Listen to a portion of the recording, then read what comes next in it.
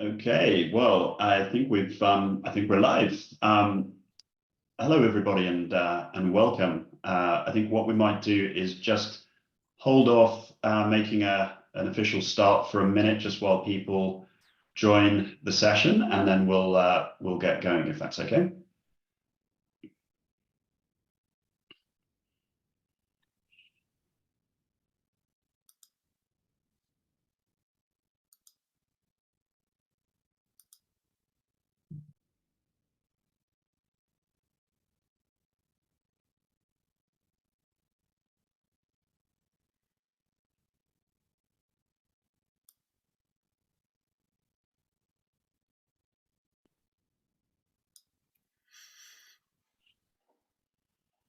See people starting to join in, so that's looking good.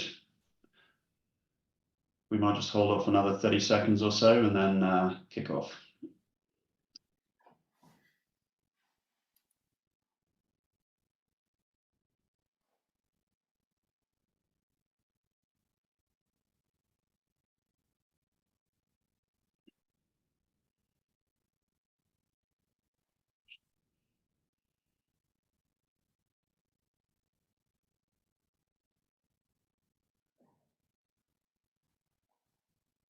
All right.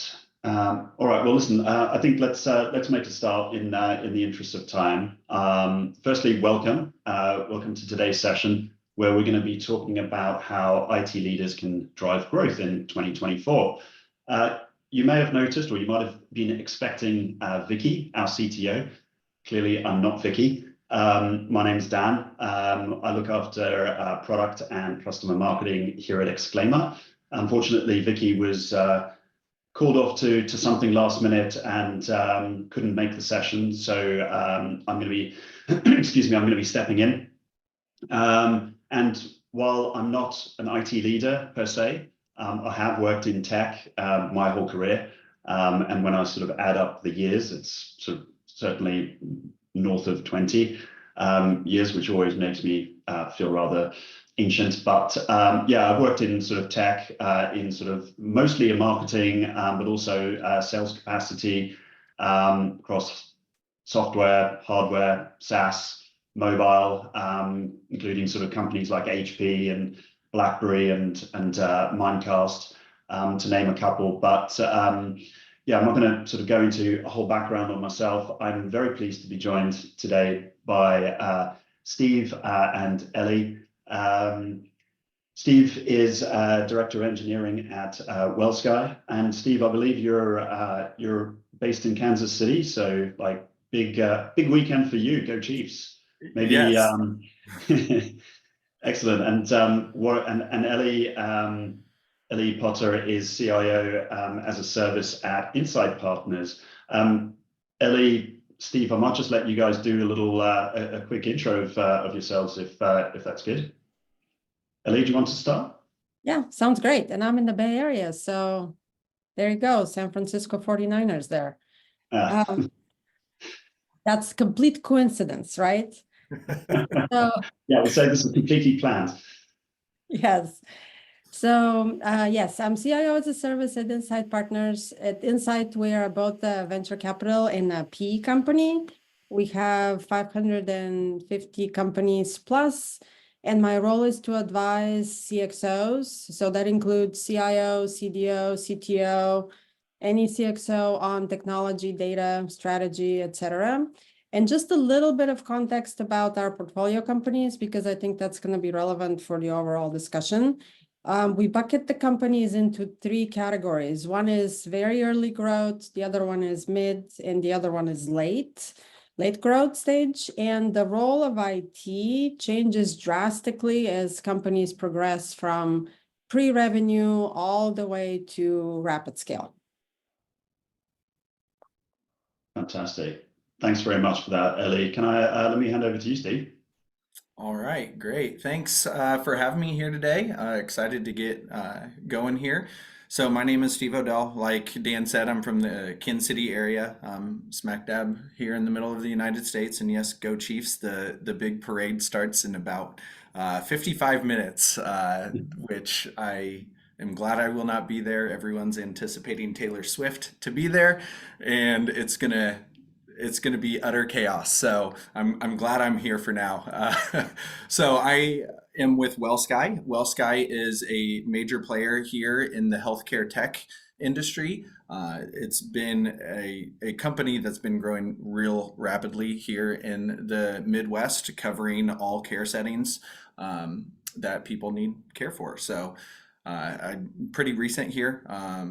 This is just my fourth week starting, but most of my background has been on the software development side. I've owned IT as well, traditional IT, and I've been in the industry for about 17 years. Fantastic. Excellent. So, well, as I say, I'm very pleased to be joined by both of you today for our discussion. And I think just just to set the scene for today's session, this is going to be a discussion-based session. So you'll be pleased to know that you're not going to be shown 101 PowerPoint slides. There will be no PowerPoint slides, in fact. And just so that you're also aware, you have an opportunity to ask questions. There is a questions, there should be a Q&A button on your Zoom screen. So if you would like to pose a question, please feel free to use that. I'll be trying to keep track of those as we go, and look to sort of try and pose some of those questions live as we work through the session. So with that, let's make a start. So I think just to kind of set the scene a little bit, I think there's no doubt that, we see technology advancements happening constantly all around us, right? Certainly doesn't show any sign of slowing down. In fact, probably quite the opposite.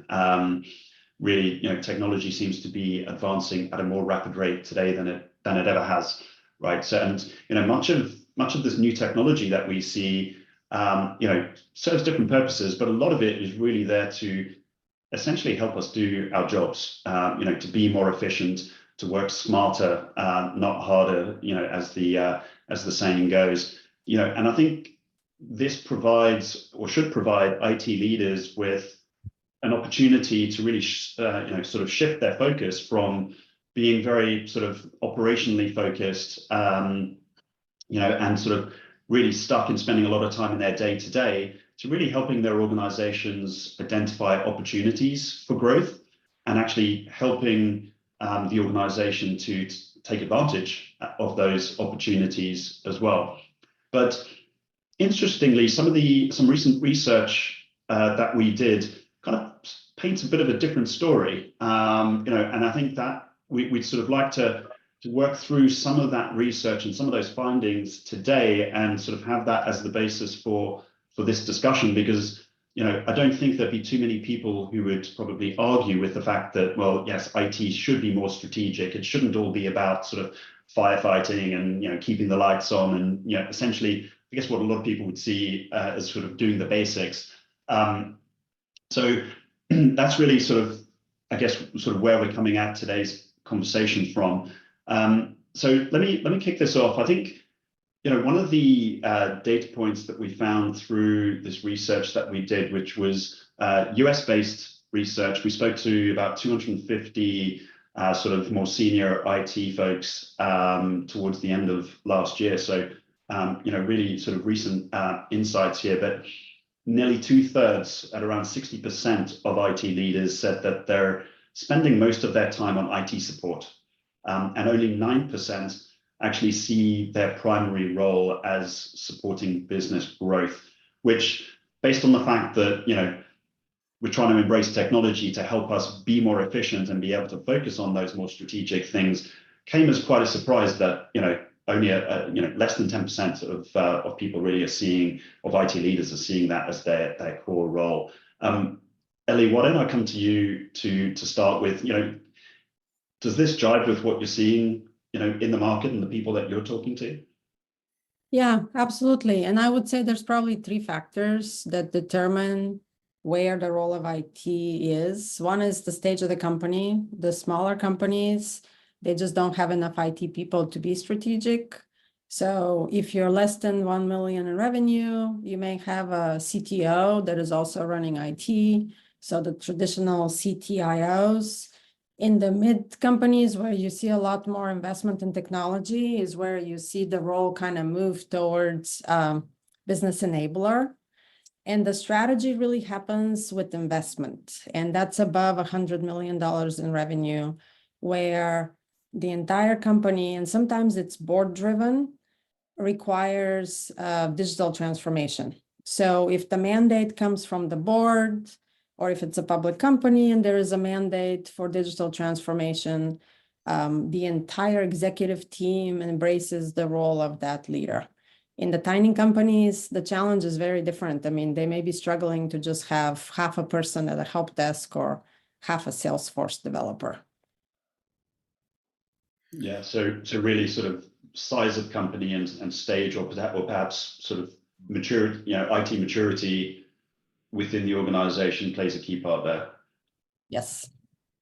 Yeah, and what I've seen basically solidifies that. Most of my experience has been in the smaller, medium-sized companies, less than 100 million, and that's exactly it. We see this constant fight against this perception that IT is just a cost center and not going to bring any real value, and it isn't until I would agree that 100 million mark that you really see companies embracing IT and recognizing that this is a function of the company that is going to lift everyone else up and help them be more successful within their own roles. So that's spot on.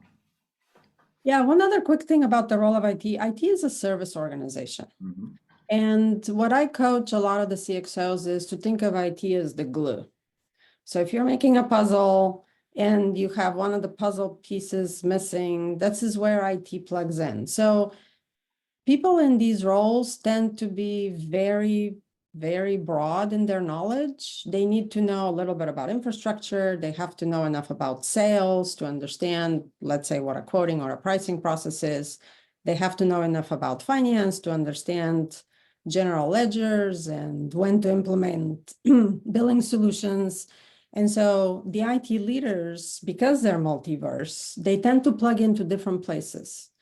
So you could have an IT organization that is more business-led, it's more decentralized, it's more what now we call democratized IT. And so a lot of technology leaders have embraced that centralization doesn't have to be always the solution. And the role of IT can be in terms of a hat that a business leader is wearing. For example, the CFO. I advise a lot of CFOs and a lot of CROs on the role of technology. Yeah, that's really interesting. I mean, I think, as you say, it really does differ depending on the company and perhaps the background and experience of those who are in IT roles within those companies as well. Do you have any? I mean, and this is a question to both of you. Given your experience, do you have any recommendations, if you like, around how IT could better align with other departments? Sort of balancing potentially different goals and priorities that IT has versus other departments that could improve that alignment and more strategic positioning, if you like. Yeah, to hit on a point that Ellie made, there's a lot of different areas. The breadth of IT is huge. And I think one of the best areas to start is just find what's common across those departments and start there. Because there's going to be commonalities and you can uncover those and really get solid on providing value to those departments and alignment in those areas. And then once you have a solid foundation and frankly, just good working relationships with the other business units, then you can start to dedicate some resources to really start to align, get to know, dive deeper into those departments or business units and find in a much more deeper and valuable way how they can provide lift to those departments. Yeah, absolutely. Completely agree. I'll pick 3 specific examples. So let's say that a company is going through a merger and acquisition right now. In this market, a lot of companies are looking to grow through acquisition. So the role of IT there is massive because there needs to be systems consolidation. Well, if systems consolidation is looked at just as a cost exercise to reduce number of licenses, that's a problem, right? That's the wrong way to look at things. It should be divesting from cost of licensing and reinvesting in business capability. So this is where the IT leaders actually have to know a lot about the business to be able to prioritize and figure out where the investment is going to be. If it's a technology company, let's say the company is actually producing software that's SaaS and it's relevant to IT professionals, that's one type of conversation. If it's a healthcare company or a banking payment solution, it's a completely different type of conversation. So that context is really important. Yeah, no, that makes complete sense. I mean, I guess sort of thinking about that point around sort of typically companies of a larger size, perhaps above that 100 million mark, sort of I call it sort of having perhaps more of the luxury to have the resources that that they do to be able to take some of those more sort of strategic projects and really help drive growth across different departments and across the company overall.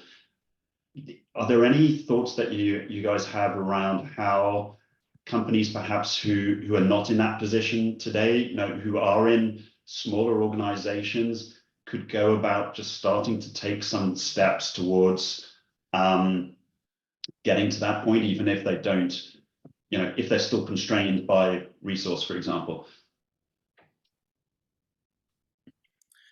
Yeah, there's a lot of steps. It is an uphill battle. It is difficult. The first thing that I've advised from my agency background, a lot of our clients to do is you just have to carve off time, set goals to be able to do it, and it's going to start small. And you just have to start sliding it in and setting a strategy to kind of grow into that role. I think with the economy, the weird economy in the US that we've seen, in all of the layoffs in tech, there's a lot of people, even at the bigger companies, are having to do a lot more with fewer people. So I think it's also an important thing to also evaluate your priorities. In that latter case, I think there's a lot of perhaps sometimes not, but where there's a lot of people probably working on lower value tasks. And simply through reprioritization, you can get to focus on some of the more strategic things or higher value things and kind of shelve the lower value things that we all end up getting caught up in. Yeah, completely agree. Start small. So let's take an example of I'm an IT leader and I have two choices of where to invest my resources. One is I have to consolidate Microsoft Office, Slack, Zoom, those types of applications. They're called employee productivity applications. On the other hand, I have to solve a customer problem. I have to align a quote, an order, and an invoice process because customers are complaining that my company is really hard to do business with. Which one would I choose? Of course, I'll choose the customer problem, right? And starting small is really looking at that process. And I think this is where IT leaders really, really struggle because they have no process training. Looking at that process and starting with writing it down, understanding how many steps are there, how many approvers does it take, how many systems, how many panes of glass, and then cutting it down and measuring success by how many steps did we reduce, the time, the cost, the effort, centralization. Did we eliminate mundane tasks like email signatures so people don't have to reduce them and use them all the time? I think that's where IT leaders really struggle because they don't have that business context. I hope that makes sense. No, it certainly does. And I think that kind of leads on to really nicely onto another topic that I wanted us to cover today, which is around looking at some of the challenges that IT leaders are facing and perhaps some of those things that are preventing or making it harder to do some of what you were talking about there, Ellie. And I think I think to support business growth, IT leaders need to be able to think strategically, be innovators, be change agents within an organization. But again, sort of looking at some of the results from the research that we did, they're facing challenges because they've got challenges across a lot of different areas. So as an example, over 30% have a key challenge around actually adopting new technology. So, I think that's really talking to, making decisions around what technology to adopt, but then actually implementing and rolling it out in a way that it doesn't take too long, doesn't become too cumbersome, and actually can have the desired impact. Others sort of similar kind of, north of 30% talk about recruiting and retaining the right skills into the organization. Around another 30% talk about lack of collaboration across different departments and things like that. So it sounds as though there are a lot of challenges that are sort of coming in the way of IT sort of heading more in that sort of strategic direction, change agent, and being an enabler for true growth. I mean, I think you talked about it, Ellie, before.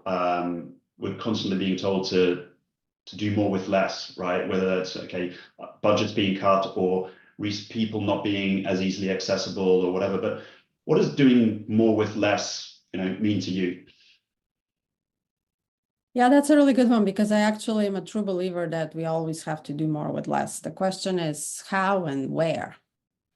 So I guess I'll give the example of there's activities that IT does that are completely not value add to the business, keeping the lights on. So that's unfortunately where you have to keep squeezing that lemon to divest so you can reinvest in areas that are true business value.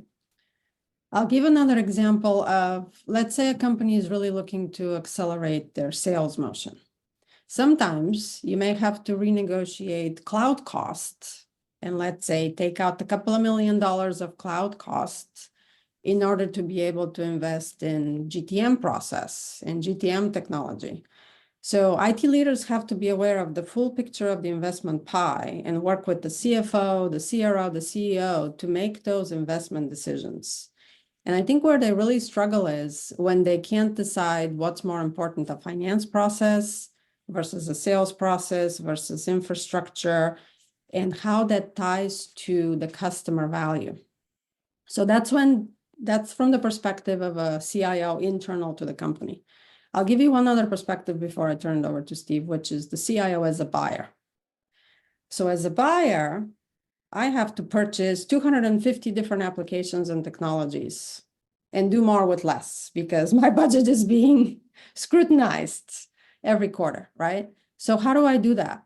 I do it by reducing complexity and by really looking at overlapping capabilities between multiple vendors and trying to make sense of what's really needed for growing top line or bottom line.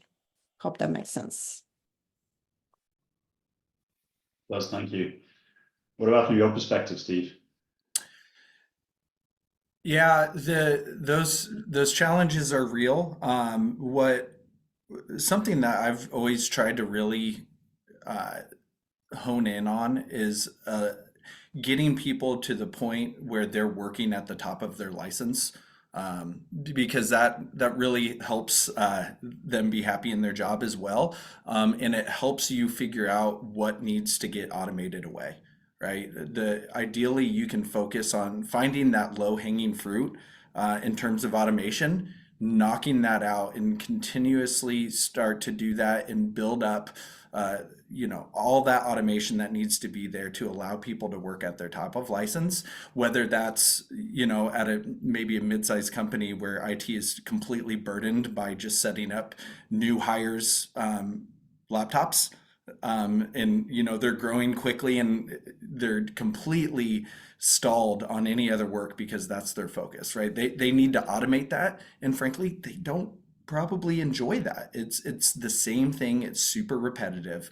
So they got to automate that away, and that's going to help again with that reprioritization of tasks that I mentioned earlier, and aligning that with people working at the top of their license also hits on that other challenge of that talent retention and building up the skills that you need to keep growing. Yeah, makes complete sense. I mean, if you do have a finite level of resource in the team, if you've got people working at a higher level, they're probably having a better time, right? They're enjoying what they're doing. They feel like they're contributing more, but you're obviously making the most of what resource you have. One of the things you mentioned, Ellie, was around there are times where IT may be it may be difficult to decide what's more important. Do I invest here or do I invest there? Do I cut cost here to be able to invest in another area, etc.? Presumably that's not something IT leaders should be doing in isolation, right? Because they should be presumably taking input from others around the business, their peers, leading up different departments. Do you see that actually? Do you see that happening? And how could that be improved? I guess is from your perspective. Yeah, that's a great question. It's one of the biggest challenges because it comes down to governance, and companies hate the word governance. So we don't use the word governance. We use process, we use strategy, we use planning, we use anything else. But it really depends on the maturity of the CEO team, right? Because at the end of the day, you need somebody who's the tiebreaker of these decisions. And a lot of CEOs don't want to get involved in what IT does. They don't have time. They should be focused on product, being the brand agent, the salesperson, right? There's so many other demands on CEOs, especially in the smaller companies. So what tends to happen is IT becomes this island where all of the work that nobody else wants to do gets kind of parked and managed. And so it really takes a leader who can build amazing relationships with all of their business counterparts and deliver on their top challenges and their priorities to get that wheel going. And in the beginning, I've seen some CIOs come in and their first year is just fix Salesforce. You don't have to do anything else. Just Salesforce is a mess. Clean the data, fix Salesforce. You have 1 year to do that. And when they get that credibility that they can actually, because fixed Salesforce is a very big problem. If you think about Service Cloud and Sales Cloud and CPQ and depending on what else is going on there, right? If you get that credibility that you can actually deliver on the business priorities and it impacts top line growth and bottom line, then you get some of the other work. But you have to really prove yourself at every company because the challenges are different. One of the things that I think is extremely challenging that I think is probably ignored too much because of how challenging it is really digging into the ROI with the work that IT can have an impact on with the other departments. For example, I deal a lot with RFIs and security questionnaires, and it's an endless stream of them. And one of our products is in our own hosted cloud, not in one of the big cloud providers. So there's a lot of work to do there, and we're often shuffling those security questionnaires to IT to answer a lot of the questions. And one of the things that we've had some conversations around recently and trying to dig into is how can IT automate that process better? Perhaps there's tools out there that create these Q&A databases, but how can we wrap AI into that to be able to find the answers better, right? All the rage is LLMs, right? Being able to pump all that data into a system and then just be able to ask the questions and get those answers in terms of a security questionnaire. But then we actually have to measure the ROI that brings on the sales process of being able to close the deal quicker and bring in that revenue from that digital product that we have.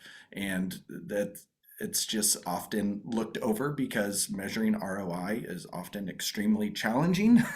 And the more parties that are involved and the more abstract it gets, it's just tough. But we got to push through and be able to do that. And that can really highlight the growth and the impact that IT is having on the business directly.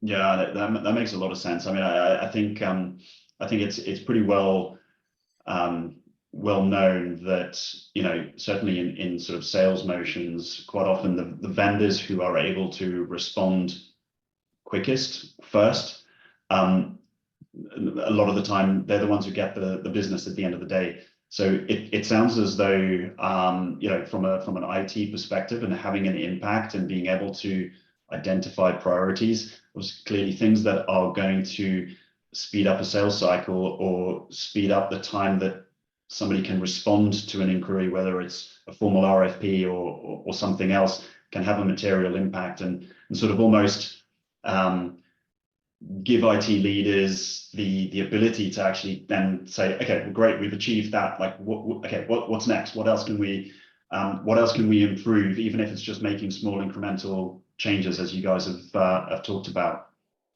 I think, and actually, it was as if you, Steve, you knew the next topic that I wanted to for us to talk about.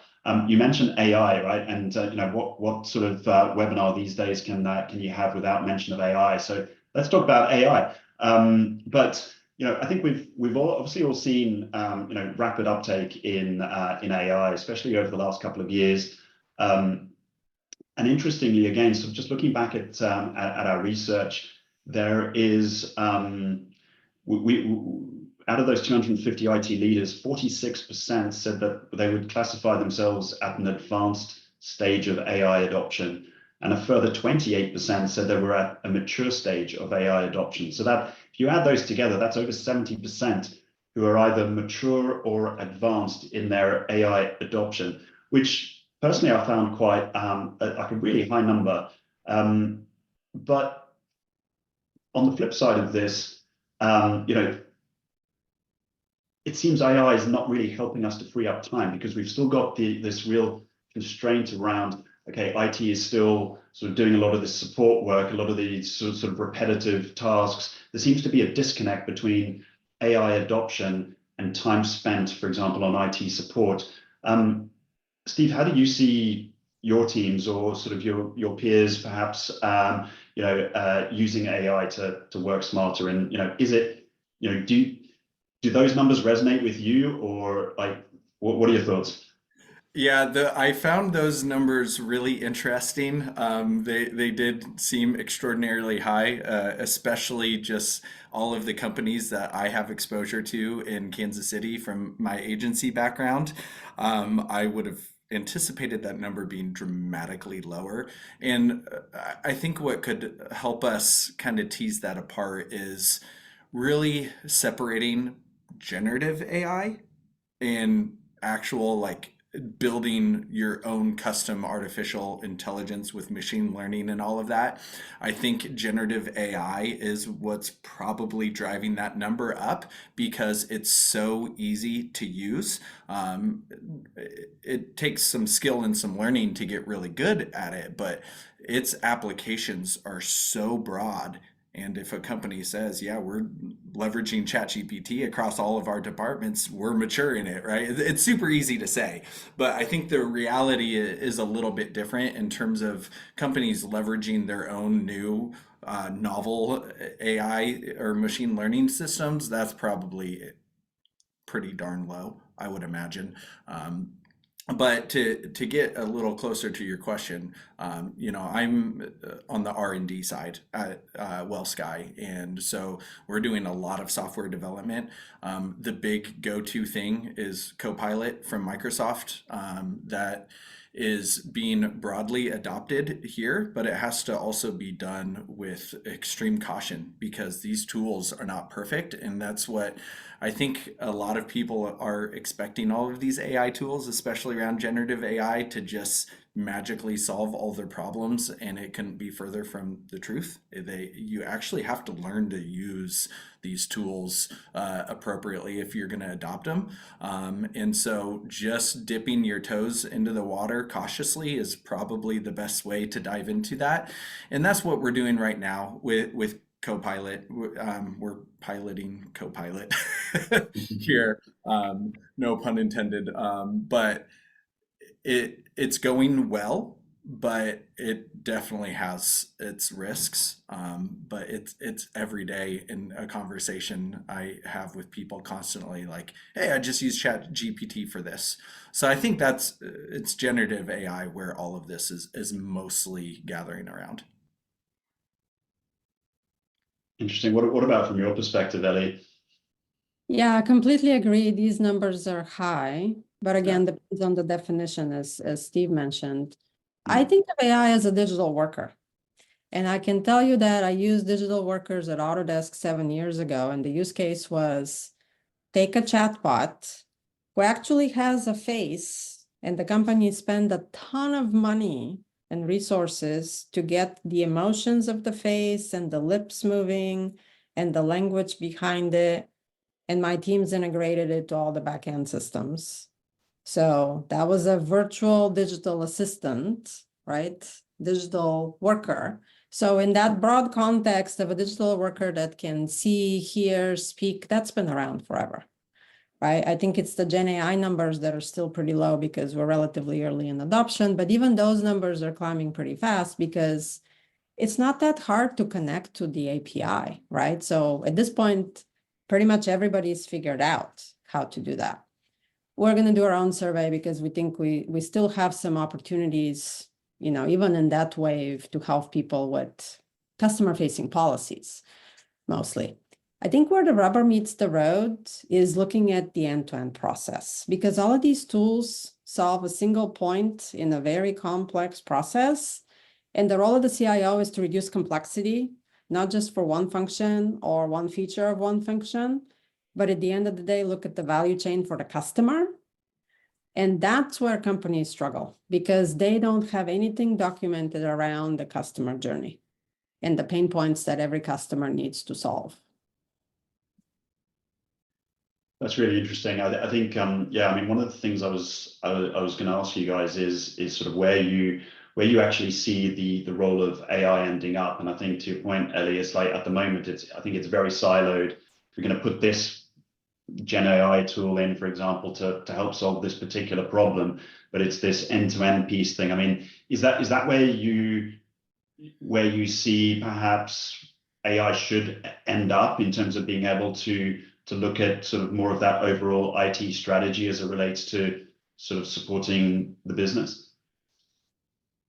Yeah, absolutely. I mean, CIOs can use ChatGPT to get strategy advice, right? You don't even have to create your own CIO bot anymore. But I think what's missing is that knowledge, that domain knowledge, and democratizing knowledge is what happened. Just like you can write code in any language, any discipline can be learned. The barrier becomes the human, right? Because our brains are computers. And how much information can you absorb, cache, and store? I've started using technical terms to describe how my brain works. So I had to cache some information for this meeting, right? How many meetings can you cache in advance? We are going to be the blocker. So we have to train ourselves. We spend a lot of time explaining to people how to use the technology. And I don't think we spend enough time teaching people how to reprogram their own brain and our own habits, because we have to change our entire workflow to be effective with these new tools. Yeah. First, Steve, you were going to say something? Yeah. Especially in the software development community, there's a new blog every single week about generative AI taking our jobs. I do not subscribe to that thinking.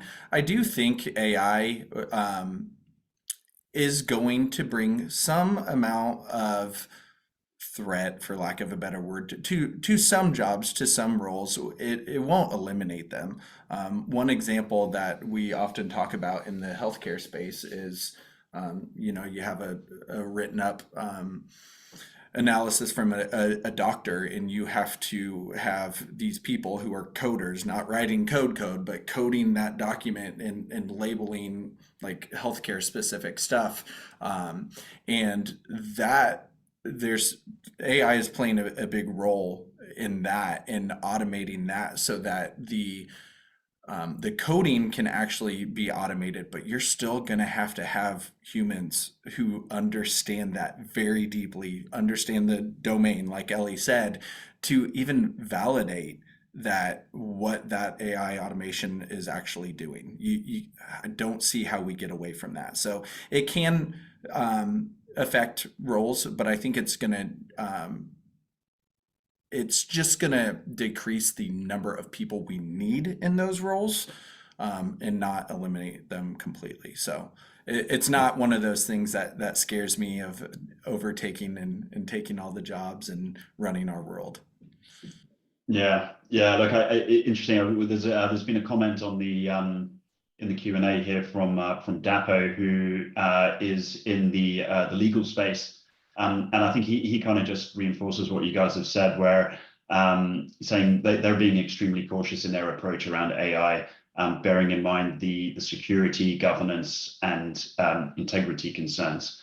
They're being slow and methodical in their approach, which I think, depending on where AI is being plugged in, I think some areas are probably lower risk. So, for example, we use Gen AI to help us generate content.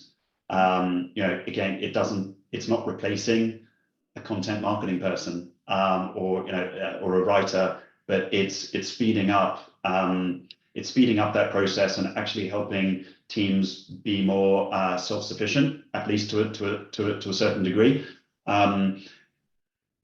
But I see that as being very low risk, right? I think obviously there are other parts of the business where introducing AI tooling and processes, etc., could have far greater risk, that you definitely need to be more cautious around how that's being adopted and understanding the impact. And I think to your point as well, Steve, is like actually making sure that, sorry, I might have been confused, but it might have been from your point, Ellie, but it was a good point nonetheless, around actually people needing to be upskilled on how to work in this new environment with these new tools. And because I think that plays back to the point around ROI, right? You can spend a lot of money bringing new technology, whether it's AI or something else in place, but actually not realize the full benefit or the benefit, or even some of the benefit, because your processes or the ways of working or the people that are using those tools haven't changed. So there's an upskilling element around AI, but I would argue more broadly as well, as organizations are looking to transform more processes, upgrade outdated technologies, put new things in. I think how do you create IT teams that support that need to adapt? Because I think for a lot of these being IT tools, for argument's sake, I would think that the IT team needs to be at the forefront of being adaptive and changing, and helping the rest of the business sort of come behind that. What does that look like to you, Ellie?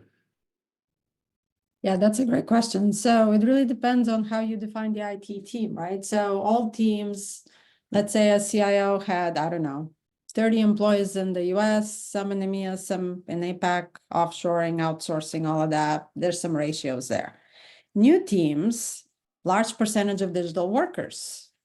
What are digital workers really good at? They don't need to sleep. They don't need to eat. They're never tired. They can switch contexts on the fly, right? So how you manage a digital worker is very different than how you manage a human worker. And so to enable leaders to be successful, you also have to train. The digital workers are still toddlers. We have to be kind to our babies. We have to train them within the limits of what's ethical, what's secure, how they need to behave and operate, but most importantly, how they need to interact with each other and how they need to interact with humans. And I don't think the playbook for that has been written yet, right? Because right now we're just saying a human worker will augment themselves with a digital worker. Imagine a world where digital workers have the autonomy to augment themselves with a digital worker. Somebody needs to write that playbook. That's starting to sound really interesting, isn't it? Are you at that point yet, Steve, or is it? Sounds like possibly not, but Yeah, no. Yeah, to hit on this from a completely different point of view, when I think about building teams that are responsible or should be responsible for keeping up. I'm a big culture person. I very much am passionate about intentionally building the culture that you need. And first, the company and or the IT team needs to decide that that's actually what they want. And if it is, what are the things that are going to be put in place to intentionally build up a culture of staying out in front of everything?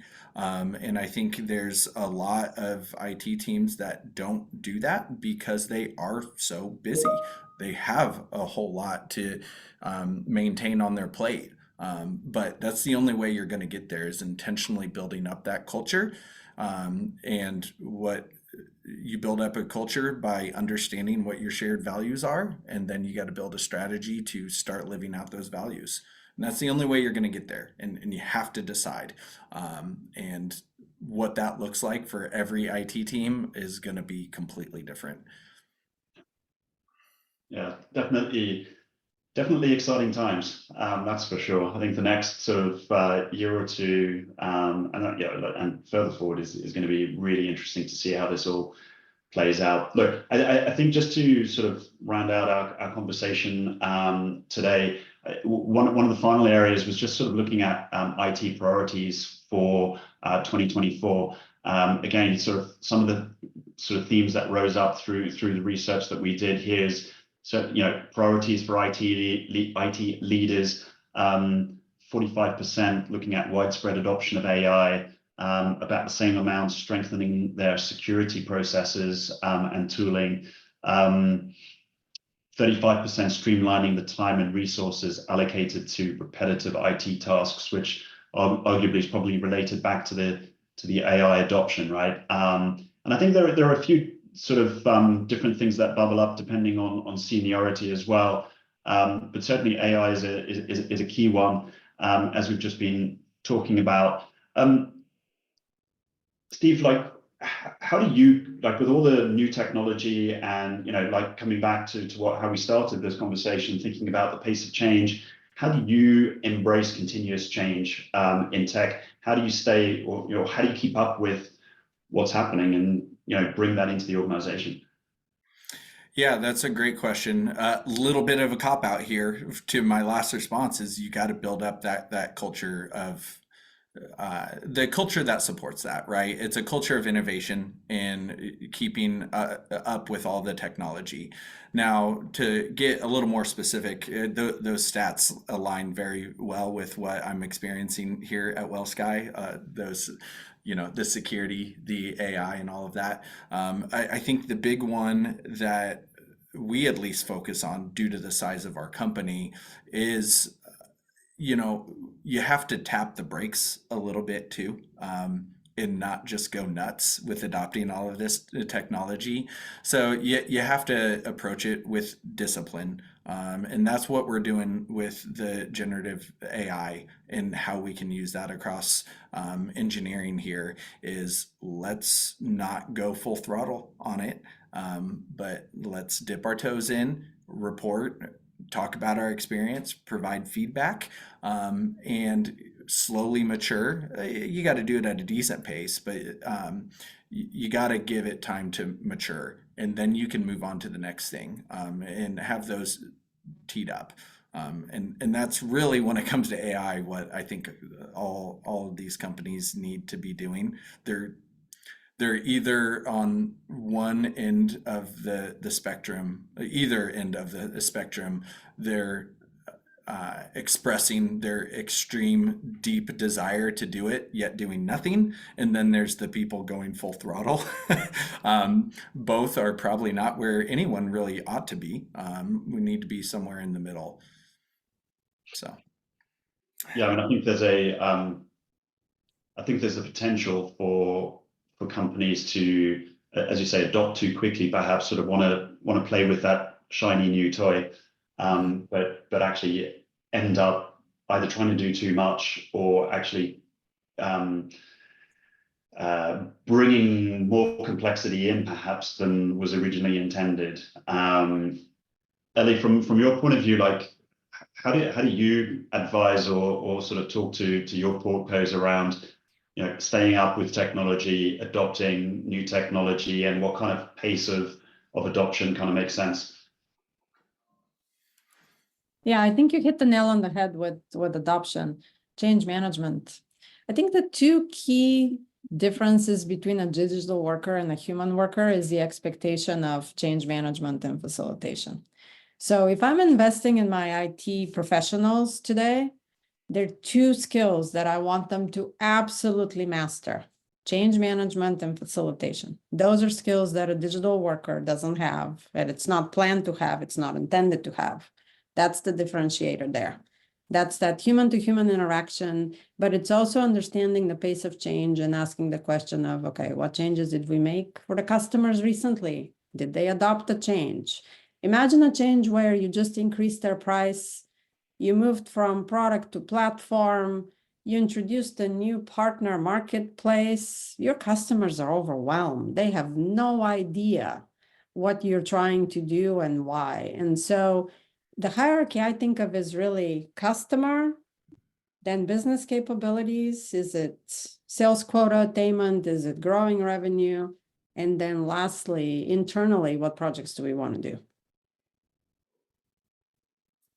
Fantastic. Yeah, no, makes total sense. Steve, any final comments from your side?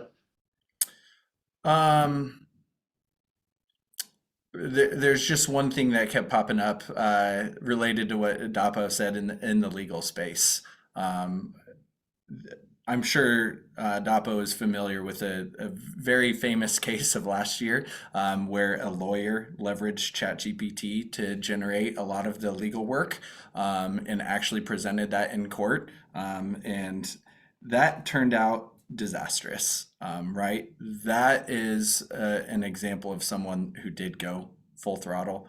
And you have to have the change management around these things. You just have to. Depending on your industry or the circumstance, the penalties for not being careful are just way too high, right? The legal space, the healthcare space that I'm in, there's many other fintech, all that. You gotta have a plan to adopt and do it with intelligence, with buy-in from other departments, and just be careful out there with this AI tech for sure. Yeah, no, it's good parting words. Be safe out there. Yeah, be safe. Yeah, no, look, I mean, I think we've covered quite a broad range of topics on our call today. Super interesting. I'm sure everybody who joined today has found the conversation useful. Thanks very much to those who've been sort of contributing on the chat, especially Dapo. Some great comments and insights. Thank you. And yeah, look, Ellie, Steve, thank you so much for your time and for giving us your insights and your experience today. Guys, I think we're gonna wrap things up there. I say hopefully you found this session useful. I know we'll be sharing the recording of this session if you want to sort of listen back to any of the best bits, or if you want to share it with any of your colleagues or peers, please feel free to do that as well. But with that, Eli, Steve, thank you. Thank you as well. And we'll wrap things up there. Thank you. Bye, everybody. Thank you. Bye. Thank you.